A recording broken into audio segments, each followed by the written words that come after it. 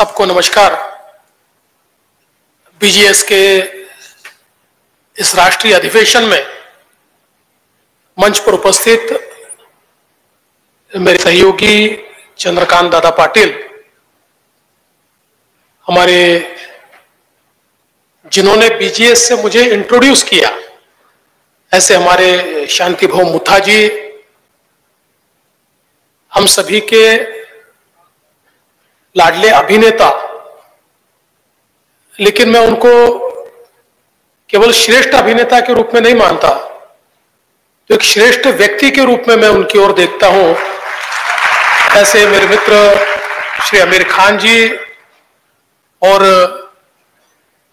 पानी फाउंडेशन में उनके साथ काम करने वाले हमारे भाई सत्या जी, मंच पर उपस्थित आदरणीय वल्लभ भंसाली जी, मेरे सहयोगी प्रशांत बम जी, माधुरी मिसाल, राजेश मेहता जी, राजेश जैन जी, नरेंद्र जैन जी, कनन मोदगलिया जी, प्रफुल्ल पारक जी, राजेंद्र लुणकर जी, नंदकिशोर सांखला जी, हमारे विधानसभा के सहयोगी भीमराव अण्णा तापकीर, सुनील जी कांबळे, योगेश जी टिळेकर, परिणय जी फुके, मंच पर उपस्थित श्री बाबा मिसाल जी, राहुल शिवाड़े जी, प्रवीण चोरबले जी, सभी मंचासीन महानुभाव और यहां पर उपस्थित सभी बहनों और भाइयों, सबसे पहले पूरे भारत से यहां पर पधारे हुए भारतीय जैन संगठन के सभी पदाधिकारियों का, सदस्यों का महाराष्ट्र की इस धरती पर मैं बहुत बहुत स्वागत करता हूं, अभिनंदन करता हूं। मुझे बहुत खुशी है कि इस साल ये राष्ट्रीय अधिवेशन भारत की सांस्कृतिक राजधानी पुणे में हो रहा है और मैं अपेक्षा करता हूं कि पुणे ने आप सभी का बहुत अच्छा स्वागत किया होगा। वैसे भी हमारे शांति भाव जहां होते हैं वो मैनेजमेंट गुरु है, तो उनका मैनेजमेंट तो अच्छा ही होता है, तो निश्चित रूप से ये कार्यक्रम भी बहुत अच्छे तरीके से संपन्न हुआ होगा। मैं हमेशा जब हमारे जैन समाज के कार्यक्रम में जाता हूं तो मैं इसलिए खुश होता हूं और मैं हमेशा कहता हूं कि ये केवल एक समाज का कार्यक्रम नहीं है, ये भारत के जीडीपी का कार्यक्रम है।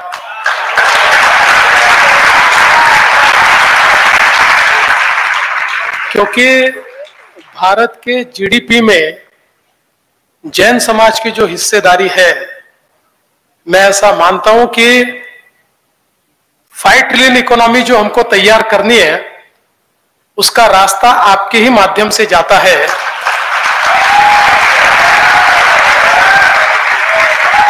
लेकिन इसमें सबसे महत्व की बात यह है कि जो भगवान महावीर जी ने जो हमें तत्व दिए, हमारे जो तीर्थंकारों ने हमको तत्व दिए, उन तत्वों में सिर्फ लेना नहीं है, उसमें लेने से ज्यादा देना है। और जैनों ने इस तत्व को हमेशा एक प्रकार से कार्यान्वित किया है और इसलिए हमारा जैन समाज जितना कमाता है उससे ज्यादा देना जानता है और इसलिए देने वालों में हमारे जैन समाज का नाम आता है। और भारतीय जैन संगठन का कार्य जब मैंने बहुत करीब से देखा, हमारे शांति भाव यहां पर है और निस्वार्थ सेवा जिसको हम कह सकते हैं। देखिए, हम हमेशा कहते हैं कि पश्चिमी तत्वों में और हमारे तत्वों में अंतर क्या है, तो पश्चिम के तत्व, पश्चिम के मूल्य, ये सर्वाइवल ऑफ द फिटेस्ट की बात करते हैं। जो फिट होगा वो सर्वाइव करेगा, जिसमें ताकत होगी वो जिएगा। हमारे तत्व ये नहीं मानते, हम लोग ये मानते हैं कि जो जन्मा है वो जिएगा और उसके जीने की व्यवस्था समाज करेगा। इसलिए केवल फिट नहीं, तो समाज में जो फिट हो, जो कमजोर हो, जिसमें कोई बीमारी हो, जिसमें कोई शारीरिक व्यंग हो, ऐसे हर आदमी को जीने का उतना ही अधिकार है और ये समाज की जिम्मेदारी है कि समाज उसके लिए व्यवस्थाएं खड़ी करे। इन तत्वों को मानने वाले हम सब लोग हैं और इन तत्वों को यथार्थ में लाने का काम अगर कोई करता है तो हमारी भारतीय जैन संगठना करती है, ये मैं यहां पर कहना चाहता हूं। चाहे फिर वो हमारे आत्महत्याग्रस्त किसानों के बच्चों की शिक्षा का विषय हो, चाहे वो पानी का विषय हो, चाहे वो मूल्यवर्धन का विषय हो, ये हर विषय अपने आप में ऐसा है जो समाज निर्माण का काम करता है। और पानी के काम में तो मैं ऐसा मानता हूं कि हमारे आमिर जी ने और हमारी भारतीय जन संगठना ने, हमारे शांति भाव ने जो काम किया है, ये एक प्रकार से बहुत ही प्रवर्तक इस प्रकार का काम है, बहुत ही सुंदर इस प्रकार का काम है। क्योंकि एक ये होता है कि कोई संगठन जाकर कहीं कोई काम कर देता है तो काम तो हो जाता है, लोगों को सुविधाएं भी मिलती है, लेकिन उसका महत्व नहीं होता। जैसे अंग्रेजी में हम लोग कहावत में बोलते हैं कि किसी को मछली पकड़कर खिलाने की जगह उसे अगर मछली पकड़ना सिखाए तो जिंदगी भर खा सकता है। उसी प्रकार से हमारे पानी फाउंडेशन ने और भारतीय जैन संगठना ने पानी में जो काम किया, लोगों में एक अवेयरनेस तैयार किया, लोगों में कॉन्फिडेंस तैयार किया, लोगों के ध्यान में आए कि हमारे जीवन में परिवर्तन करने के लिए कोई ऊपर से आकर परिवर्तन नहीं करने वाला है। हमारे जीवन में केवल सरकार आकर परिवर्तन नहीं करने वाली, हमारे जीवन में हम परिवर्तन कर सकते हैं, वो शक्ति हम में है। उस शक्ति को जागरूक करने का काम ये भारतीय जन संगठना ने और हमारे पानी फाउंडेशन ने किया। इसलिए आज गांव में जब हम लोग जाते हैं तो गांव का बच्चा भी जब हमको वाटर साइंस पढ़ाता है, पानी के बारे में बताता है, तो मैं ऐसा मानता हूं कि जिस गांव में इस प्रकार से पानी के बारे में अवेयरनेस तैयार होता है, वो गांव कभी अकाल की ओर जा ही नहीं सकता। वो गांव हमेशा पानी से युक्त और एक प्रकार से सुजलाम सुफलाम रहता है। और ऐसे हजारों गांव में लोगों का कॉन्फिडेंस खड़ा करने का काम ये आज भारतीय जन संगठना ने यहां पर किया है, हमारे पानी फाउंडेशन के माध्यम से आमिर जी ने यहां पर किया है। और हमेशा ये लोग इस कार्य में उसका श्रेय मुझे देते हैं। मेरा अगर कोई श्रेय होगा तो मैंने अपना नारा लगाया, आप आगे बढ़ो हम आपके साथ हैं, इतना ही मेरा श्रेय है। जमीन पे उतरकर इन्होंने काम किया, बाकी हम तो कार्यकर्ता जैसे नारे लगा रहते हैं, आप आगे बढ़ो हम साथ हैं, इसमें मेरा तो कोई बहुत श्रेय नहीं है। हाँ, इतना मैं जरूर कह सकता हूं कि मुझे यह ध्यान में आया कि अगर किसानों की आत्महत्या समाप्त करनी है तो जब तक हम लोग पानी की समस्या को हल नहीं करेंगे, जो महाराष्ट्र 50% से ज्यादा अवर्षण प्रवण है, 50% से ज्यादा महाराष्ट्र ये हमेशा अकाल में रहने वाला महाराष्ट्र है। इसमें वाटर कंजर्वेशन ये एक ही चीज है कि जो महाराष्ट्र को इस बीमारी से बाहर निकाल सकती है। और इसलिए इस मूवमेंट को हमने आगे बढ़ाया और मुझे बहुत खुशी है 2020 में केंद्र सरकार ने पूरे भारत का एक वाटर टेबल का रिपोर्ट जारी किया। और उस रिपोर्ट में देश में बड़ी अलार्मिंग सिचुएशन थी, देश के सारे राज्यों में वाटर टेबल नीचे गया था और महाराष्ट्र केवल एक अकेला ऐसा राज्य था जिसमें वाटर टेबल ऊपर आया था।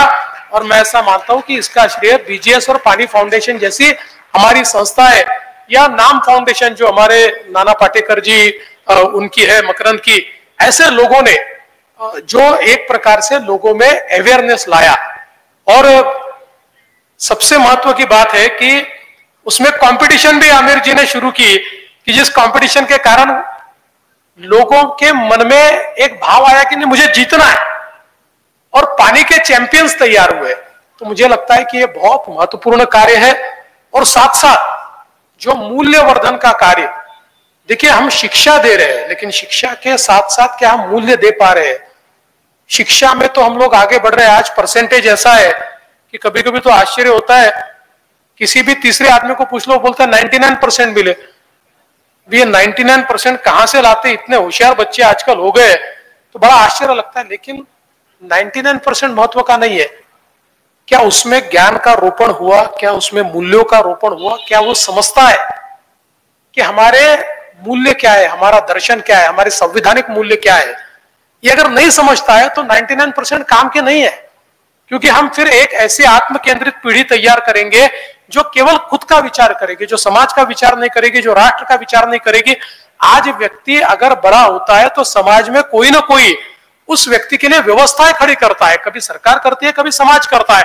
आज इतनी स्कूलें चलती है तो ये स्कूलें समाज खड़ी करता है, आज इतने हॉस्पिटल चलते हैं तो समाज उसको खड़ा करता है, आज इतने व्यवसाय चलते हैं समाज उसको खड़ा करता है, उसमें से व्यक्ति खड़ा होता है। तो ऐसे व्यक्ति के मन में यह भाव होना ही चाहिए कि मुझे समाज ने दिया है तो मुझे कुछ ना कुछ तो समाज को वापस करना चाहिए।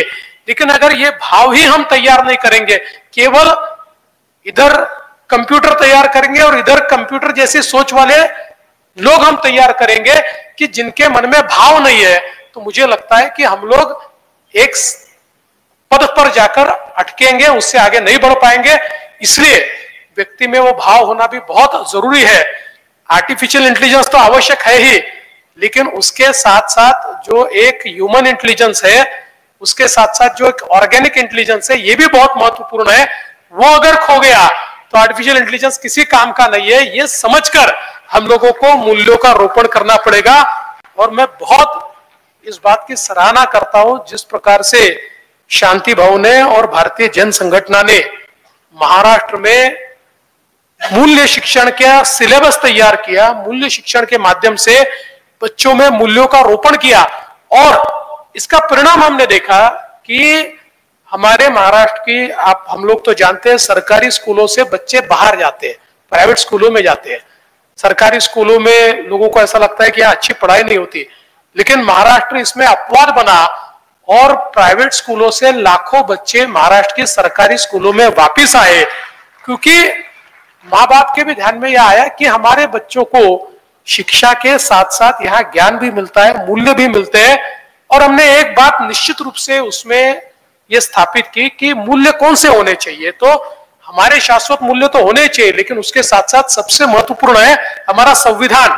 अगर हमारे संविधान के मूल्य अगर हमारे बच्चे समझेंगे तो शायद वो अच्छे नागरिक बन पाएंगे। इसलिए बचपन से ही संवैधानिक मूल्यों का रोपण ये बच्चों में करने का काम भारतीय जन संगठन के माध्यम से हुआ। और मैं ऐसा मानता हूं कि इस कार्य में शांति भवन ने और हमारी भारतीय जन संगठन की टीम ने जो काम किया है वो बहुत ही अनमोल है। और मुझे इस बात की खुशी है कि इस काम को देखने के बाद हमारी देश की सरकार ने भी शांति भवन को बुलाया और कहा भारतीय जन संगठन देश के राज्यों में इस काम को करे। और जो सिलेबस यहाँ तैयार हुआ था वो सिलेबस देश में भी गया और कई राज्यों में आज ये मूल्य शिक्षा का काम शुरू हुआ। तो मैं ऐसा मानता हूं कि ये जो कार्य आप लोग यहाँ पर भारतीय जन संगठन के माध्यम से करते हैं ये बहुत महत्वपूर्ण है। जो कंट्रीब्यूशन हम लोग देते हैं ये बहुत महत्वपूर्ण है, क्योंकि देश की आने वाली पीढ़ियां, आने वाली हमारी नस्ल, उसको एक प्रकार से हम लोग देश की सेवा में, हमारे समाज की सेवा में प्रशिक्षित करने का काम कर रहे हैं। इसलिए भारतीय जन संगठन का मैं बहुत अभिनंदन करना चाहता हूं। और मुझे शांति भवन ने बताया इस कार्यक्रम में आना है, उनको उसी दिन कहा चाहे जो हो जाए, लेकिन मैं इस कार्यक्रम में जरूर आऊंगा, क्योंकि अच्छा काम करने वाले लोगों के बीच अगर हम नहीं जाएंगे। मैं तो हमेशा मेरे हर भाषण में चाणक्य का एक वाक्य कहता हूं। चाणक्य सीरियल आई थी, उस सीरियल में चाणक्य ने एक बात कही थी। वो बात ऐसी थी कि इस राष्ट्र की जितनी दुर्दशा दुर्जनों की दुर्जनता से नहीं हुई, उतनी सज्जनों की निष्क्रियता से हुई है।